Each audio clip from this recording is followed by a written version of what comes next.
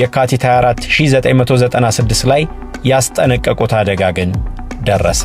አድሚራሉ ከቀናት በኋላ CNN የቴሌቪዥን ጣቢያ ላይ ቀርበው እኔ ብዬ ነበር ብለው ተናገሩ። ይህንን የተመለከተው የዲአይኤው ሬግ ብራውን በክስተቶቹ መገጣጠም ግራ ተጋባ። የጥቃቱ መድረስ፣ ማስጠንቀቂያ መሰጠትና እርምጃ እንዳልተወሰደ ብዙሃን በሚያዩት የቴሌቪዥን ጣቢያ ላይ መነገሩ ግር አሰኘው። ያኔ ምርመራውን አጠናክሮ ጀመረ።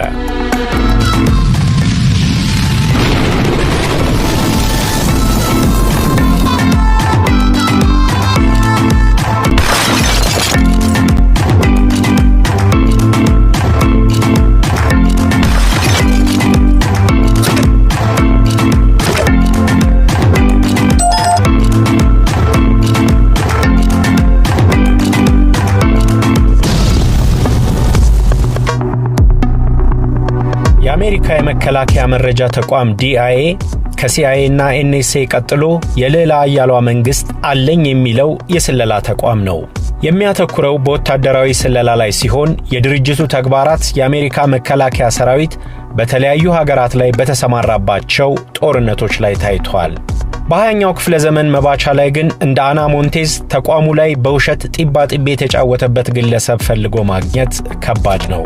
በዚህ ጥንክራችን በዲአይኤ ውስጥ ለዓመታት እየሰራች የአሜሪካን መንግስትን ሚስጥር ለኩባ ወዳጆቿ አሳልፋ ስትሸጥ የመረጃ ተቋማቱም ያልደረሱባትን አና ሞንቴዝን እንዘክራለን።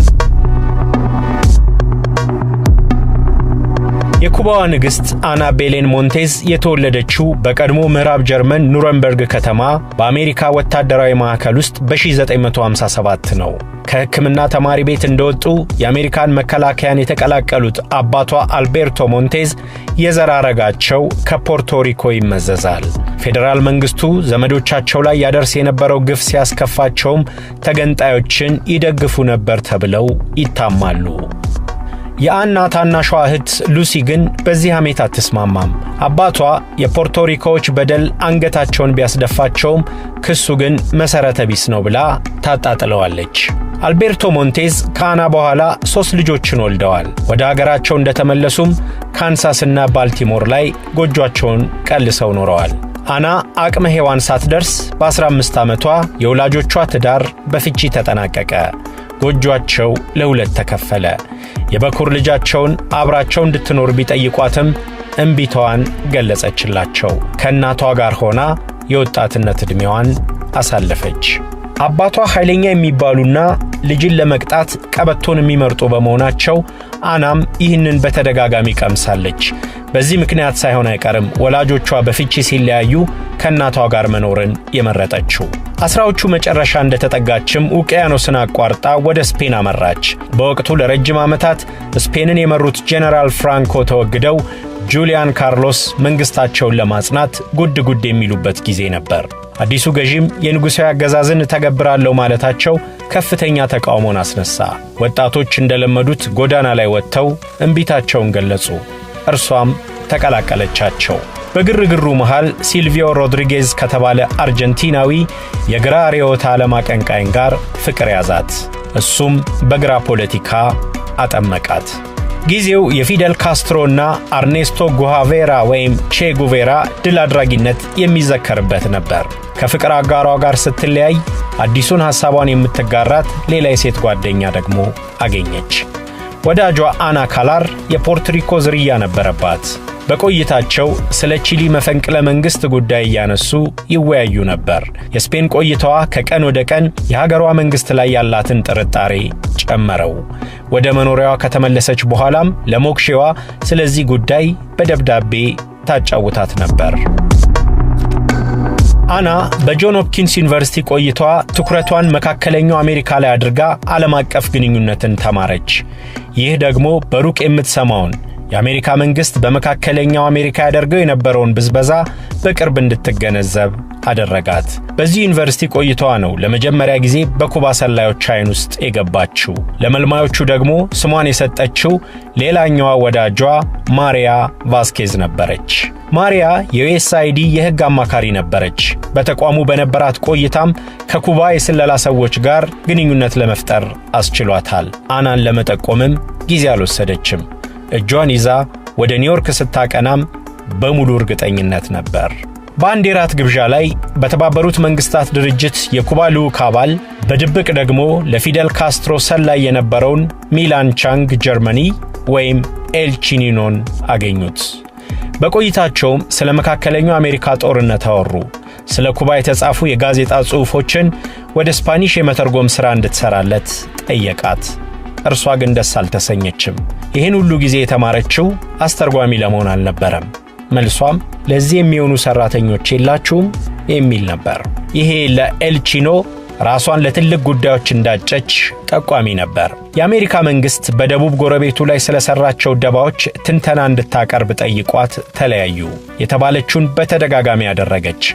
አና የዩኒቨርሲቲ ትምህርቷን እንዳጠናቀቀች መንግስታዊ ያልሆኑ ድርጅቶች ወይም የአምነስቲ ኢንተርናሽናልን የመሳሰሉ የሰብአዊ መብት ተሟጋች ድርጅቶች ውስጥ ተቀጥራ ስለመስራት ታልም ነበር። ይህ ስብሰባ ግን የህይወቷን አቅጣጫ ቀየረው። የአናና ማሪያ ግንኙነት ጠነከረ። በመጋቢት 1985 ወደ ስፔን አብረው አቀኑ። ይህንን ጉዞአቸውንም ያመቻቸው በተባበሩት መንግስታት ድርጅት የኩባ ልዑክ ነበር። ከክትትል እንዲያመልጡ ሐሰተኛ ፓስፖርት ተሰጣቸው። ስፔን እንዳረፉም ወዲያው ወደ ኩባ መሩ። በሃቫና ቆይታቸው ሰዎች የውሸት ወይም የእውነት ምስክርነት እየሰጡ እንደሆነ ለመለየት ይጠቅማል ተብሎ የሚነገርለትን የፖሊግራፊ ምርመራን እንዴት አጭበርብረው ማለፍ እንደሚችሉና በድብቅ ከፍተኛ ሞገድ የሚልኩ መልእክቶችን በምን መልኩ መረዳት እንደሚችሉ ልምምድ ተሰጣቸው። ለአና አዲስ ስም ተሰጣት። ዳቦ ሳይቆርሱም ሶኒያ አሏት። አና ከሳምንታት በኋላ በአሜሪካው የወታደራዊ ደህንነት ተቋም ዲአይኤ ውስጥ ረዳት የትንተና ባለሙያ ሆና ተቀጠረች። በተቋሙ የመጀመሪያ ስራዋ የሚዲያ ውጤቶችን ሰብስባ ትንተና ለሚሰራ ሰው ማስረከብ ነበር። ምንም እንኳን ቀድሞ የወታደራዊ ዓለም ልምድ ባይኖራትም ያላትን አቅም ከቀን ወደ ቀን ማሳደግ ቻለች። በሥራ ቦታዋ ላይ ከአጋሮቿ ጋር ብዙ አለማውራት፣ ምሳዋን ብቻዋን መብላት መገለጫዎቿ ሆኑ።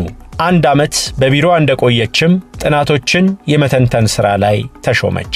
በዚያም ትኩረቷን ኤልሳልቫዶርና ኒካራጓ ላይ አድርጋ እስከ 1992 ድረስ ቆየች። 1990ዎቹ መጀመሪያ ግን ምላ ተገዝታ ሕይወቴን አደጋ ላይ ጥዬ ሰልልለታለሁ ያለችው ርዕዮተ ዓለም እያበቃለት ነበር። የሐሳቡ መሪ ሶቪየት ኅብረት መፈራረስ ኩባ ላይ አደጋ ይዞባት እንደመጣ ገባት። ከመቼውም ጊዜ የበለጠ ከባድ ወቅት ለሃቫና እየመጣ እንደሆነም ተረዳች።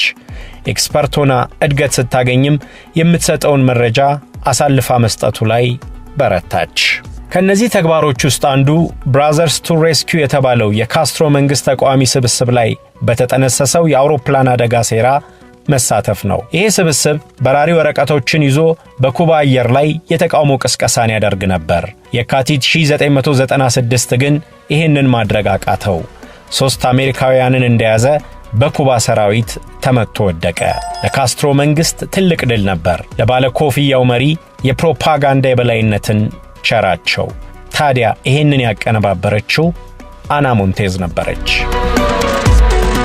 አድሚራል ኡግኔ ካሮል ሀገራቸውን አሜሪካን ነፍጥ አንስተው መጠበቅ የቻሉ ኋላም በአውሮፓ የሀገራቸው ጦር አዛዥ ለመሆን የበቁ የተከበሩ መኮንን ነበሩ። ወደ ኩባ እንደሚያቀኑ የሰማችው አና ጉዟቸውን በአንድ ወዳጇ ልጅ አማካይነት አመቻቸች። ከቀኑም በኋላ ከሀገሪቱ ከፍተኛ ባለስልጣናት ጋር ተገናኙ። ከነዚህ ባለሟሎች ውስጥ አንዱ ታዲያ ጄኔራል ሮሳሌስ ዴል ቶሮ ነበሩ።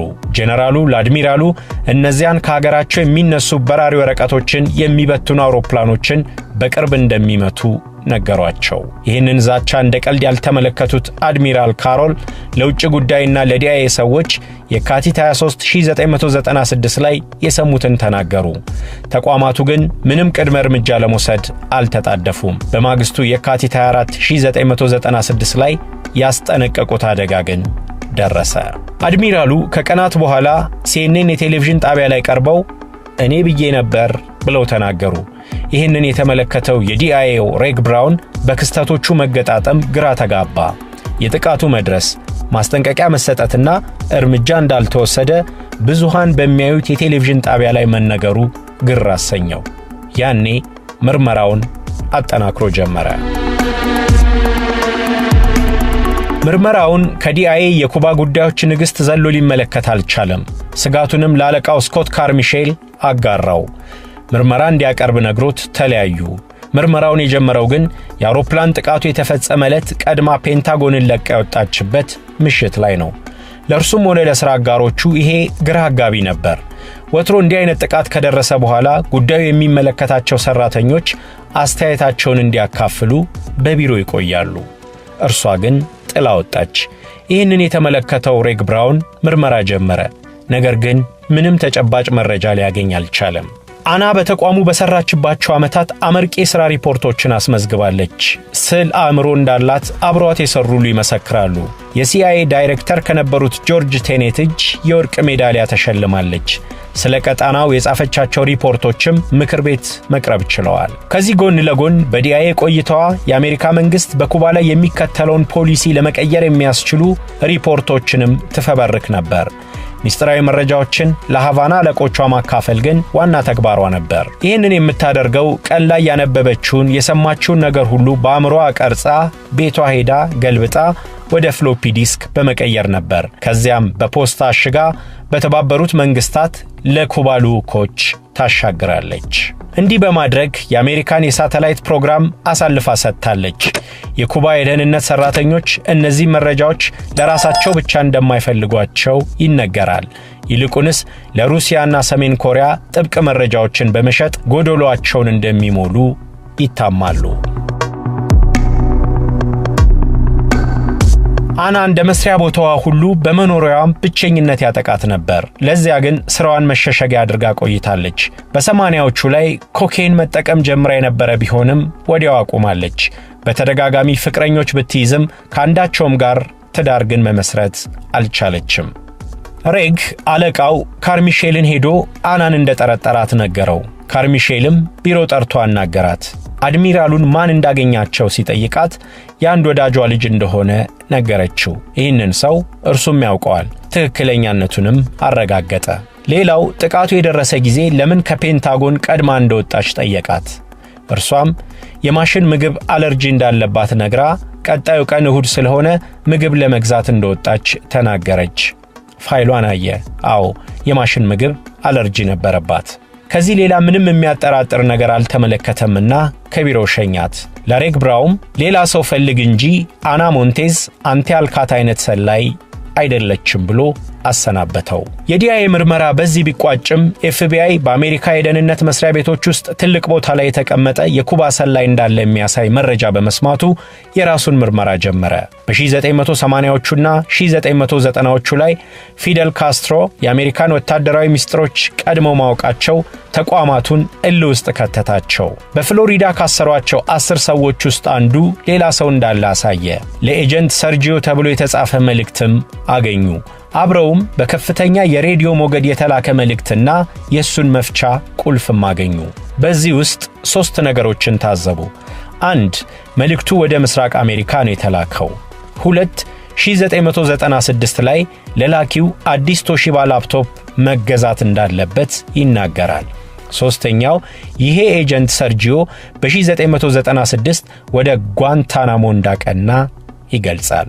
ቀጥለው ኤጀንት ሰርጂዮ በዲአይኤ ውስጥ ይሠራ እንደነበር ደረሱበት። ለ2 ሳምንት ተቋም ውስጥ 100 ሰዎችን መረመሩ። ጠብ የሚል ነገር ግን አጡ። የሚፈልጉት አንድ ወንድ ነበር። ሊያገኙት ግን አልቻሉ። ኋላ ነው ሴት ልትሆን እንደምትችል የጠረጠሩት። ፈጥነው ወደ ላፕቶፕ መሸጫው አቀኑ። ከ5 ዓመት በላይ የቆየውን ማህደር አስወጡ። ላፕቶፑን እርሷ እንደገዛች አረጋገጡ። ይህንን ምርመራ ለመምራት ስቲቭ ማኮይ ተመረጠ። ጥቅምት 2000 ላይ ምርመራውን ጀመረ። እንቅስቃሴዋን ሲከታተል የተንቀሳቃሽ ስልክ ቢኖራትም የሕዝብ ስልክን ግን አብስታ መጠቀሟን ታዘበ። ሄዳም ወደ ሌላ ስልክ ሳይሆን ወደ ፔጀር ስትደውል በቅርበት ተመለከተ። የፔጀሩን ቁጥር ይዞ ሲመረምሩ በተባበሩት መንግስታት ድርጅት ውስጥ ያሉ የኩባ የደህንነት ሰዎች ሆነው ተገኙ። በሌለችበት ወደ ቤቷ ሄደው ቤቷን አሰሱ። ያንን ቶሺባ ላፕቶፕም አገኙ። በጊዜው አና የደረጃ እድገት አግኝታ ሲአይኤን ለመቀላቀል እየተዘጋጀች ነበር። በጊዜው በ24 ሰዓታት ውስጥ አሜሪካ አፍጋኒስታንን ለመውረር ሽር ጉድ እያለች ነበርና አናም የዚያ ዕቅድ ተሳታፊ ትሆናለች። ስለዚህ መርማሪዎቹ መፍጠን ነበረባቸው። አርብ መስከረም 21 አና አገር ሰላም ነው ብላ እንደለመደችው ወደ ቢሮዋ አመራች። ረፈድፈድ ሲል ለ4:10 ጉዳይ ላይ ወደ ምርመራ ቢሮ ተጠራች። በቢሮው የኤፍቢአዩ ስቲቭ ማኮይ ይጠብቃት ነበር። በሩን ከፍታ እንደገባች እንድትቀመጥ ጋበዛት። ቀጥሎም የኩባ ሰላይ እየፈለጉ መሆኑን ነገራት። ወዲያው ምርመራ ላይ ነኝ ብላ ጠየቀችው። በአዎንታ ሲያረጋግጥላት ጠበቃ እንደምትፈልግ ተናገረች። ጉዳዩ ከ9/11 በኋላ ስለተደረሰበት ሰራተኞች ቢሰሙት ይረበሻሉ ተብሎ ወዲያው አልተነገረም። ኋላ ላይ ሲሰሙ ግን አብረዋት ጉዞዎችን ካደረጉ አጋሮቿ እስከ የስነ ልቦና አማካሪዋ ድረስ ደንግጠዋል። አና ወህኒ ከወረደች በኋላ የሞት ፍርድ እንደሚጠብቃት ሲነገራት ሚስጥሮችን አካፍላ ወደ እስር አስቀየረች። ፍርድ ቤት ስትቀርብ ግን በሥራዋ እንደማትጸጸት ተናገረች።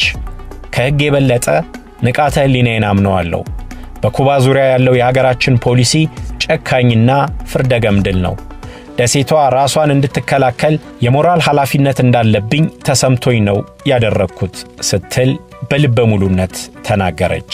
የ25 ዓመት ጽኑ እስራት ተፈርዶባት ቴክሳስ የሚገኝ ከፍተኛ ጥበቃ ወዳለበት እስር ቤት ተልካ ዓመታትን በዚያ ካሳለፈች በኋላ ጥር 6 2023 የእስር ቆይታዋን አጠናቀቀች። ቤተሰቦቿ ዓይንሽን ላፈር ቢሏትም አክስቷ ግን አልጨከነችባትም። ሌሎች ጥምር ሰላዮች እንደሚያገኙት የተለየ የገንዘብ ጥቅም ያላገኘችው የኩባዋ ንግሥት አሁን በፖርቶሪኮ ሳን ኦኻን ኑሮዋን እንደ አዲስ ሃብላ ጀምራለች።